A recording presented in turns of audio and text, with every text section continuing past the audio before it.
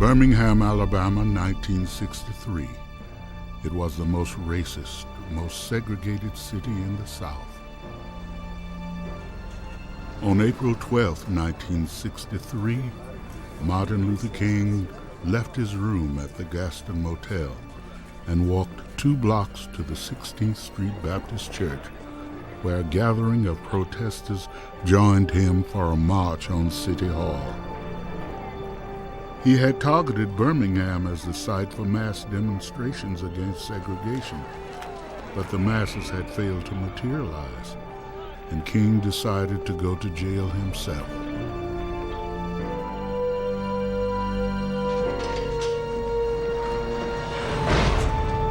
The nation watched quietly as King was placed in solitary confinement. 1963 would mark Dr. King's lowest point as leader of the civil rights movement. It had been 8 long years since his only major victory with Rosa Parks and the Montgomery bus boycott. When I first met Dr. King, the mission he was embarking on was completely unknown to him. He hadn't the foggiest idea where it would lead, and certainly going to Birmingham was a choice of enormous consequence. It was a battlefield where the movement could sink or swim. Birmingham, to be perfectly honest, was a grim place through the eyes of African Americans. It was the most rigid, the most violent, the most vicious. It was the biggest and baddest city in the South. We nicknamed it Birmingham. Frankly, compared to other places, there's no racial unrest in Birmingham. There'd been 60 unsolved bombings in Birmingham, and the local police had never arrested a soul. The Ku Klux Klan was big in Birmingham, all through the police department and up into City Hall. Life in Birmingham, as far as I'm concerned, is hell. I don't believe in the mixing of the races, and I don't care what anybody says. I might be prejudiced. I don't know. I probably am, but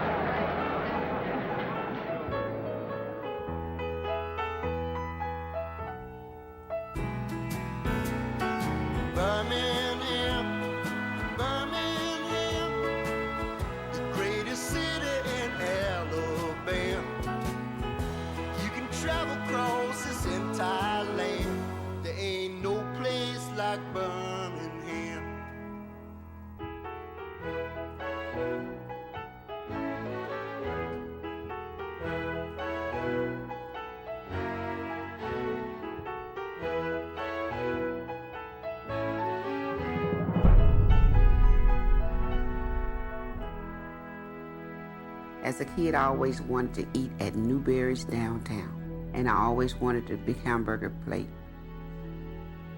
Always. We couldn't have that. I went downtown to the Newberry's, and I was so happy because I could sit on the little black stools that twirled and order me a hot dog with everything on it. I'm not going to integrate. Instead of serving me, they called in the police. You've got to keep the white and the black separate. I never could understand why white people hated us. As a kid, I just felt like they thought some of the black would rub off on them, you know.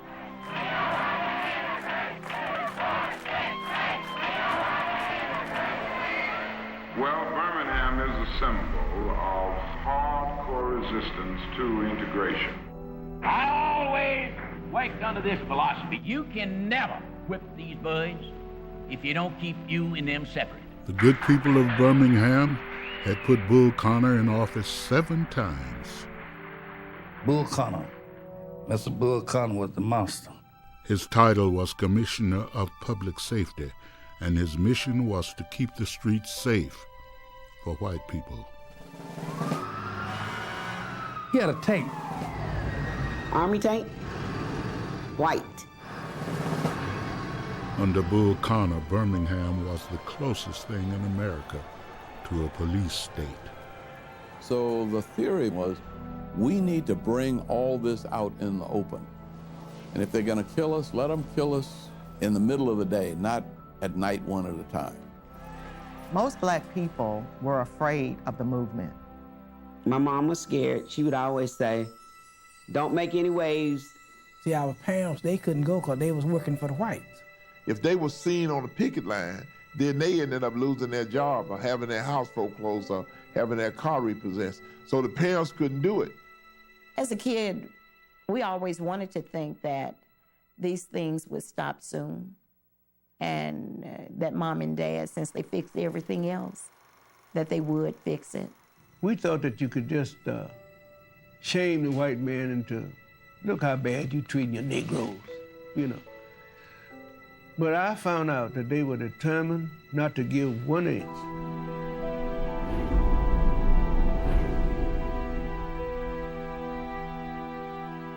Dr. King had gone to jail in hopes that thousands of protesters would follow his example and overwhelm the system. But it didn't work out that way. The blacks of Birmingham stayed home, and the press quickly lost interest. Is he still in solitary confinement? Yes, he is. I think he'll be there for a while. I don't know just when he'll be coming out. One of the last things King did before going to jail was to place an urgent call to a fiery young preacher in Mississippi by the name of James Bevel. Bevel was a secret weapon. He was the brain of the bunch. He was obnoxious as the devil, but that was his role. Well, I knew that the Birmingham project was going very slow because they couldn't get many people to go to jail. So what we got to do is go out and organize young people. The first thing I said, well, who did this jockey? They told me. Tall Paul was there and Shelley the Playboy, and they agreed with nonviolence. I was somewhat of a crazy guy, I guess. What's up, brother? Shelley Stewart, he was the DJ for real back during the day. And he had a red car and had Shelley the Playboy written on it. Good goobly woobly. Shelley the Playboy was the mouth of the South. What's up, everybody? No one had a closer relationship with the kids in Birmingham. Make some noise, everybody, make some noise! Woo! Being on the air, you had music, which is debate. But each time you have an opportunity, you talk about freedom. You talk about rights. Didn't take very much to get the kids. The kids knew. They knew. We started with the football players and the cheerleaders and the beauty queens. I was an 88-pound majorette. I got involved in the movement because I was talking to a little pretty girl. Ooh, I can see myself wearing long skirts, donut socks. Good morning, little schoolgirl. Good morning, little schoolgirl. We broke it down very simply. Look, you can get hit by a baseball bat playing baseball, but segregation destroys the inside of your mind and your soul, and it doesn't heal that easily. I played football on the football team. I played defensive tackle. Reverend Bevel asked, have you ever wondered why your helmets are always blue and white, but your school codes are green and gray? He said, you get the equipment that the white schools discard. I'm glad I chose the movement and not athletics. Bevel would turn down the lights and show a movie from the sit-in movement in Nashville. I saw a bunch of coloreds sitting on the stools. They looked like they were just trying to egg on a fight.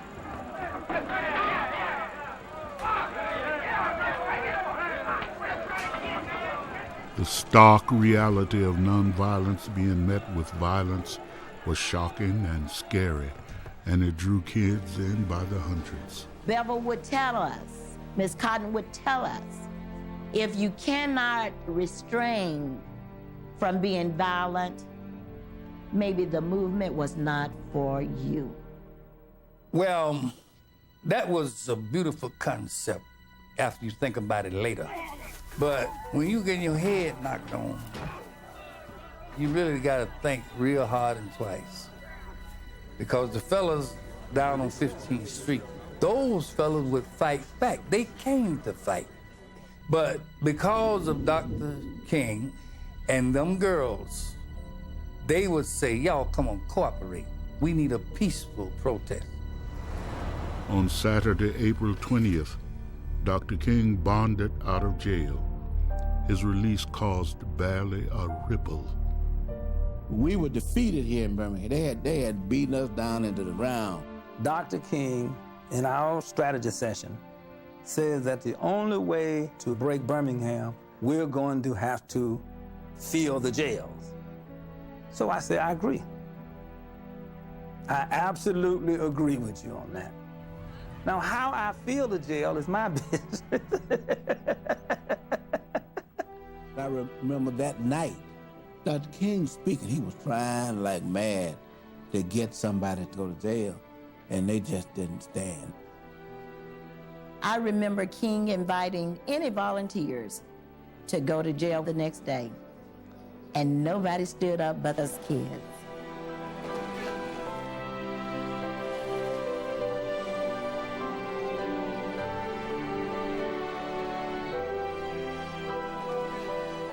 That was it. Nobody volunteered but those kids. Dr. King said no. Good morning, children. This is Shelley the Playboy here on WENN.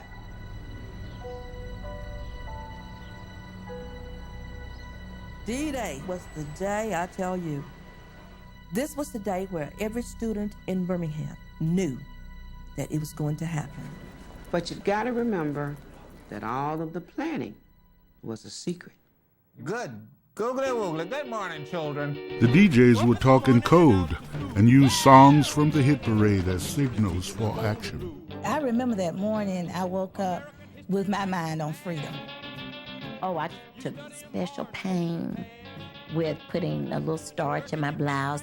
Got my toothbrush and I got the toothpaste, the soap. Because I had a feeling that I wouldn't be coming home. Ring, ring goes the disc jockeys pushed D-Day early in the morning, but they wouldn't even use D-Day. They used all that jive talk. Don't forget, kids, there's gonna be a party in the park, and don't forget your toothbrushes, because luncheon will be served. Back in the classroom, open your book. Now everybody who's listening knows what the deal is. D-Day was the day. My mother said, okay, Gwen, don't go to that march. I mean, don't go. You go to school. I told my mother, I said, I hear you. We were raised not to lie. So I didn't tell her lies that I wasn't going. I said, I hear you. We would have people picked out. Your job is to turn this fire alarm, turn that fire alarm, get the football team, basketball team, get the cheerleaders, get the band. It was right at 11 o'clock when they arrived. They came up to the fence with a sign that just said, it's time. When we said, let's go for the windows. And I told the others, come on, let's go. And I looked around and, all I could see was my own fanny almost, I hollered back up at those kids, but you said you were gonna go. You promised. And that's when kids started coming.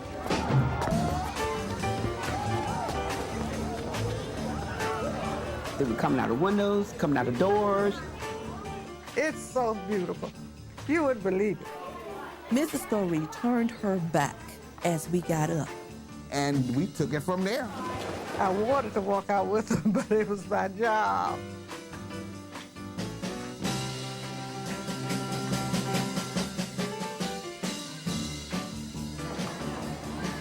There was nothing you could do once the students started moving. The principal, the teachers, and everybody had to step aside. My boyfriend tried to stop me from going, and I walked around the building, and I came right back out there and went out the gate. You have about 2 children left in the class, maybe. Everybody's gone. I'm sure that morning Bevel was nervous about who was going to show up. At first there were a few, then there were hundreds, then there were thousands. We heard that kids were coming in from all over the city. And when we heard that they were coming in from out of town, we got more excited. And I had a cool car, They said, okay, we need you to go out to Fairfield. There's some students outside the classroom that won't go back in. Lo and behold, when I got out to Fairfield, the whole campus was outside of the building, and they all said, we going to Birmingham. 20 kids climbed on the car, and 800 followed behind it. I love the way you walk. I love the way you walk. The more we walked, the more we gathered, and every once in a while you look back and you saw it was more kids coming from somewhere, from another direction. You said, where are all these kids coming from? You had never seen that many people in your life. It's like a football game. Kids walked as far as 18 miles to get to Birmingham in order to be arrested. And the purpose was to go to jail. The gathering place was 16th Street Baptist Church. Oh, we poured into 16th Street like a waterfall. They were coming in all doors, from all directions, from the basement, from the back. It was just like one big pep rally. Here's Park, are you in the house? Or Western, are you in the house? Hey, who's out here from Western High School?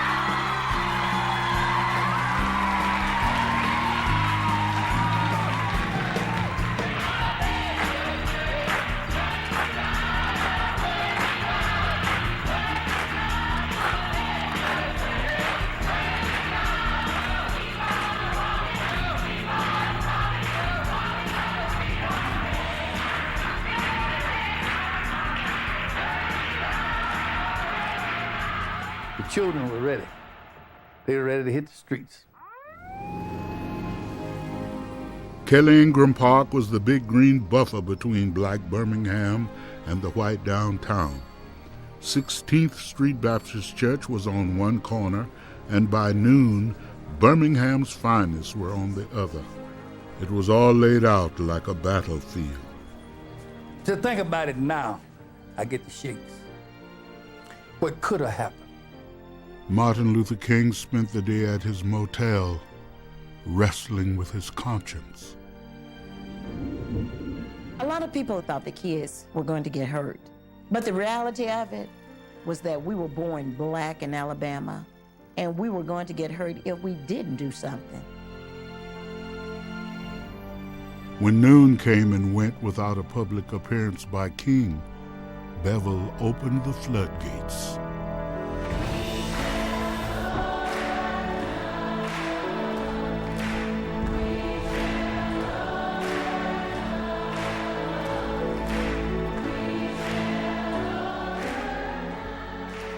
They came out in waves of 50. The first 50 came out, he peacefully arrested him, and that does it. And the next 50 shows up, and the next 50, and he go get some more paddy wagons. They would cram the paddy wagons full of people, and then they would jam the doors shut. Within an hour, the police had abandoned wagons and started to bring in school buses. Fill up a bus, pull up another bus, fill it up. We arrested those kids in wholesale numbers. Bevel timed it so that each group of 50 seemed like the last. And what they didn't know was as the kids were going out of the front door, more kids were coming in the back door. 50, 50, 50. So it's like, when they gonna stop?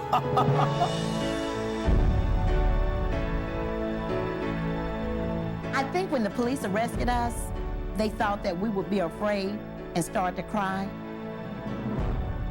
They had strange looks to see that we were happy and singing and glad to be arrested.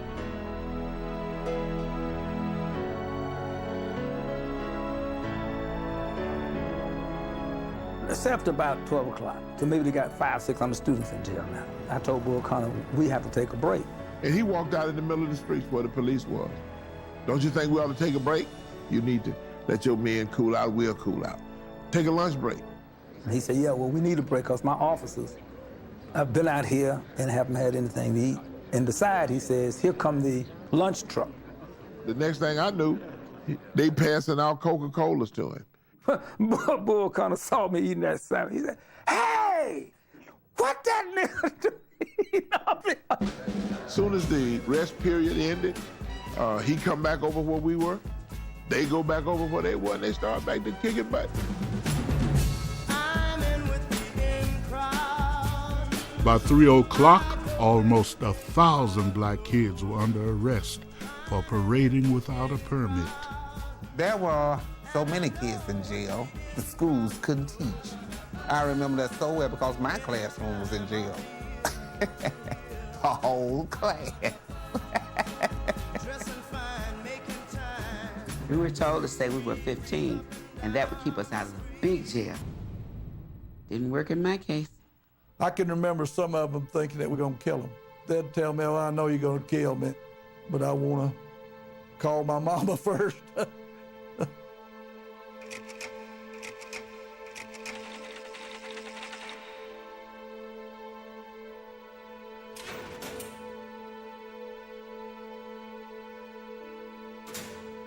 When the children were in jail, the people were pulling them. Dr. King, my daughter in jail. Dr. King, my son in jail. Dr. King, what are we gonna do? I mean, parents just all around him talking about their children in jail. Just as calm, just as nice. Don't worry about your children. They are gonna be all right. Don't hold them back if they want to go to jail. For they are doing a job for all of America and for all mankind. My father told me I could not be part of that movement. I had better not go back downtown. He didn't tell me I couldn't go back to church, which is where it all started in the first place, right? Well, in that church, I'd have 2 Birmingham detectives. Well, we had a microphone. We didn't tell them that. You've got to know what the other guy's doing if you're gonna whip him.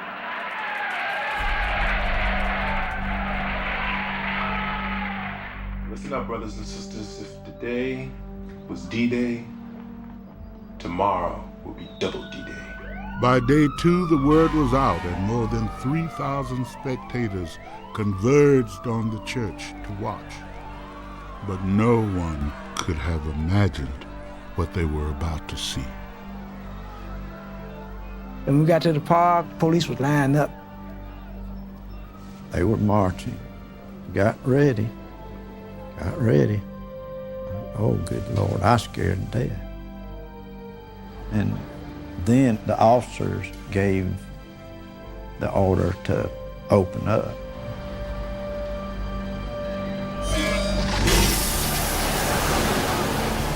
They aimed for your head to knock you down. And that water had pressure behind it. It hurt.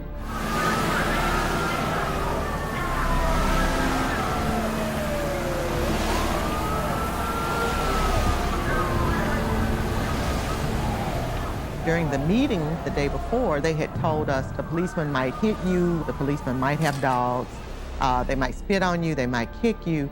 But I remember thinking that no one said anything about water hoses. You could see that the first blast of water dispersed the crowds. But when the water subsided, there were 10 kids still standing. And they were singing one word over and over.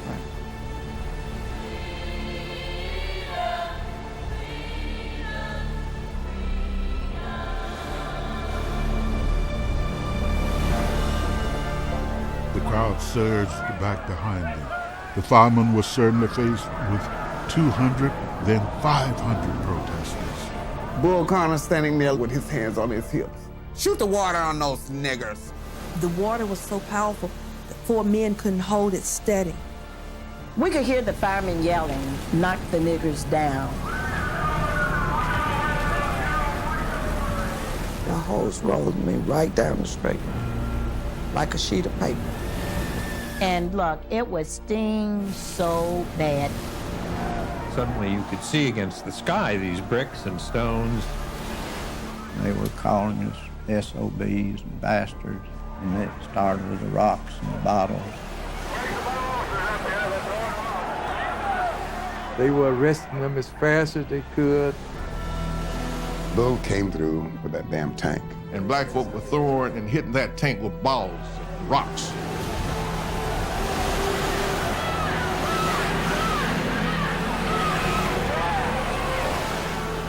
Bull Connor would tell them, Bring the dogs out.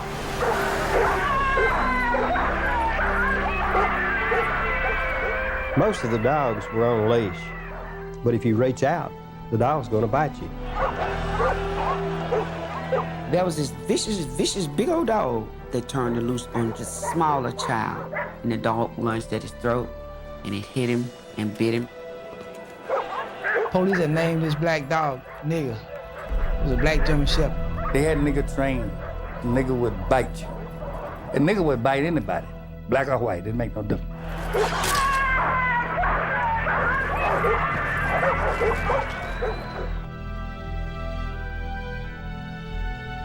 Firemen, journalists, and teenagers all went to the hospital. I saw a fireman get smashed in the face. He was hurt, and of course, Bull Connor just shipped him out. Our police and sheriff's officers have met the first test with flying colors. They deserve great praise as they maintain the peace. When President Kennedy saw his Saturday papers, he said the photos made him sick.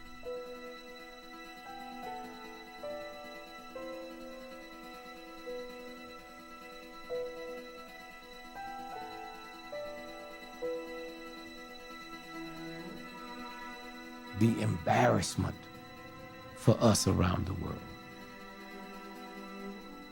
That's when Kennedy called Birmingham. Kennedy had sent word down that if children got involved, that his administration couldn't support that kind of stuff. The president says stop the movement. I don't think so. Well, the Kennedys knew nothing about the South. Why would they? They rich, Ivy League. Kennedy thought we were crazy. He was talking with Dr. King and them about getting these kids out the movement, but it was out of Dr. King's hands. Kids were all over the place. You going to jail today? Jimmy is going. I went yesterday. Why can't I go? I'm going to jail. He's going to jail. We're going to have a party in jail. People are interested in our struggle all over the country. Mr. Dick Gregory will be in Sunday. Dick Gregory came out to march with the kids, and he was the most famous person we had ever seen. I got there 20 minutes before I got arrested. They was already moved out. They rushed me out to the front of the line. All of the policemen started running after them on the motorcycle. I had to run, catch up with them. And a block later, we was all arrested. Some children got out of jail, and they were so excited about it, they would turn around and go right back. My mother said, "Boy, you in jail again?" She said, "Boy, you better stay out of that jail. Those people are gonna hurt you." I said, "No, they're not, because we got God on our side."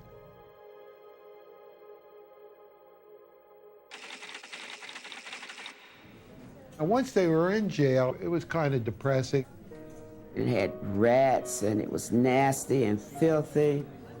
They fed us bologna sandwiches with nothing on it, just dry bread. One sandwich now. Bull Connor demanded that every child be interrogated. They were asking me a lot of questions about, why did you march? Who told you to march? Did they force you to march? After you sit and ask the same 10 questions of hundreds of kids, you begin to say, what am I doing here? What is the end of this madness? We was in there about 2 weeks. About 2 weeks. And we were singing. Oh my God, we'd be singing.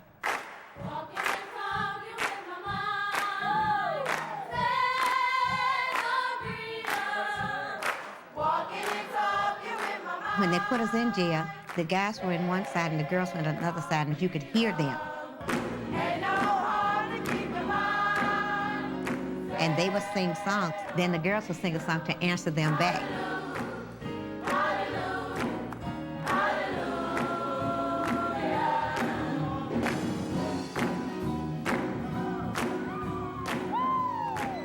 I'm in jail at night, and everybody's singing and laughing and enjoying themselves. And I see this little 4-year-old boy, 2 o'clock in the morning. I said, "Hey, what's your name?" How old are you? He said, 4. I said, what are you here for? He said, Tatum. He couldn't even say freedom, man. The demonstrations continued every day, and every day the movement struggled to head off violence from whites and blacks. I call upon all the citizens of Birmingham, both Negro and white, to realize that violence only breeds more violence.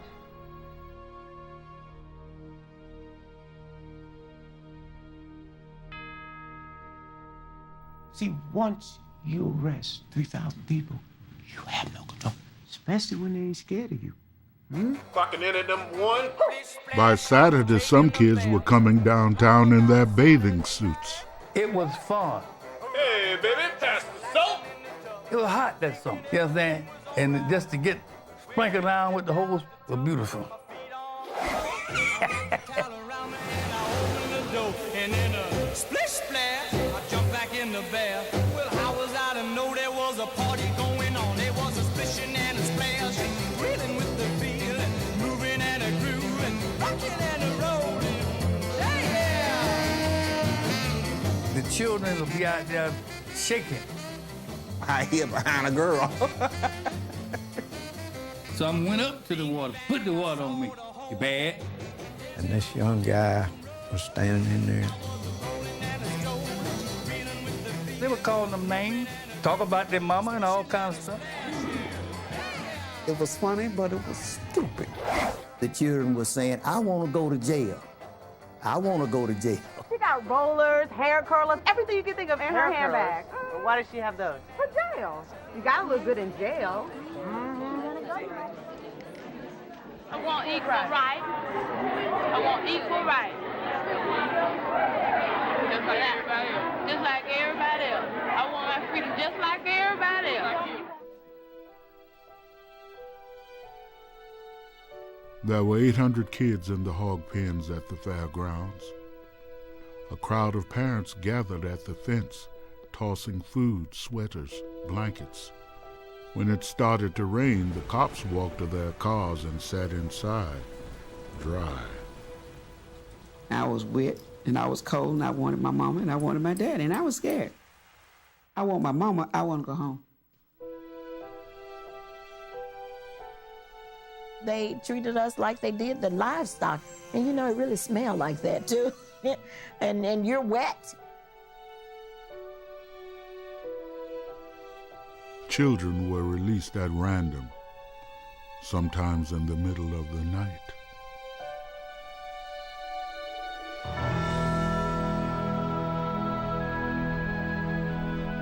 I got out on Sunday, and I wasn't ready to go because there were a lot of people still in jail. My mom, when I got home, the first thing she did, naturally, she smelled me coming. So she said, oh, girl, you can't go in that house. I need to wash you down. Let's take the hose in. I said, not any more water. When she came home, I remember my mama hugging her and said, bless your heart, baby. Bless your heart. Although many have been arrested, We have already won a victory here in Birmingham because yesterday we filled up the jail, and today we filled up the jail yard, and on tomorrow, I don't know what they're gonna do.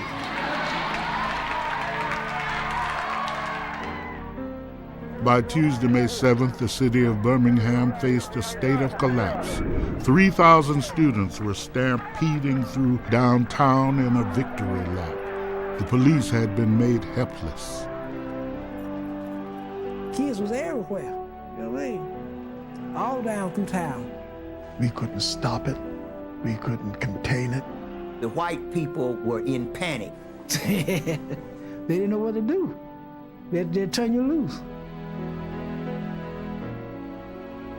By the seventh day of demonstrations, it became obvious there was no end of children in sight. I was sitting there in the jail and I said, no way to hold a lid on this. The fear's gone. There were 72 hours of intense negotiations. Movement leaders and white officials were up until dawn with an open line to the White House. I'm very happy to be able to announce that we have come today to the climax of the long struggle for justice, freedom, and human dignity in the city of Birmingham. After more than 5,000 arrests, the white people of Birmingham had finally agreed to integrate, and the state courts removed Bull Connor after 7 terms in office. Well, folks, it's official. Mr. Bull Connor is out of a job. Bull Connor was beat by the young people of the city of Birmingham. But what really surprised us was when Kennedy came on television and addressed the nation and said, "This is the end of segregation." We are confronted primarily with a moral issue. It is as old as the scriptures and is as clear as the American Constitution. The heart of the question is whether all Americans are to be afforded equal rights and equal opportunities, whether we are going to treat our fellow Americans as we want to be treated. I remember watching the president on TV, and I knew he was talking about me. If an American, because his skin is dark, cannot enjoy the full and free life which all of us want, then who among us would be content to have the color of his skin changed and stand in his place? And once he made that statement, it's like tears start flowing. It's like, oh man, this guy gonna preach. And he went on and on and on. Now the time has come for this nation to fulfill its promise.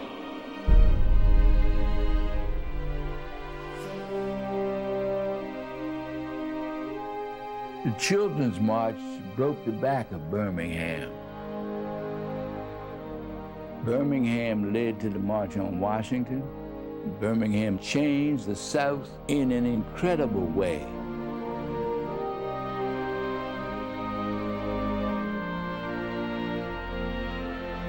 There would be retaliations, riots, and a fatal bombing in the church where it all began.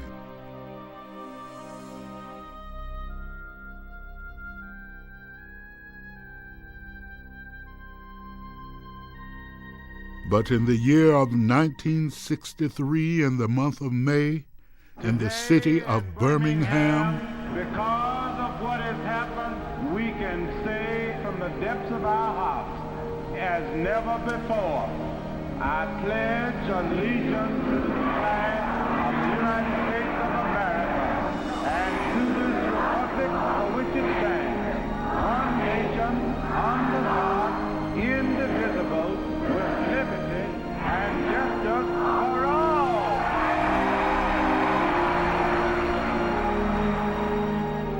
It's really funny to think about it, that the police, the fire department, and the KKK were beaten by us kids.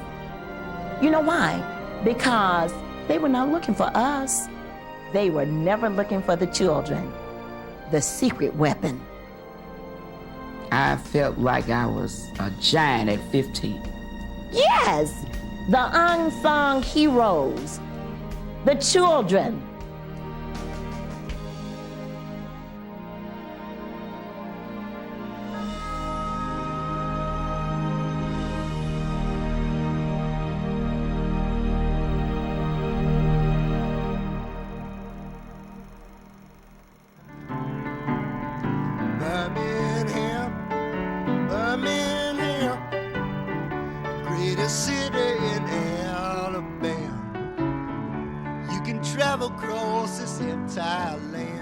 There ain't no place like Birmingham.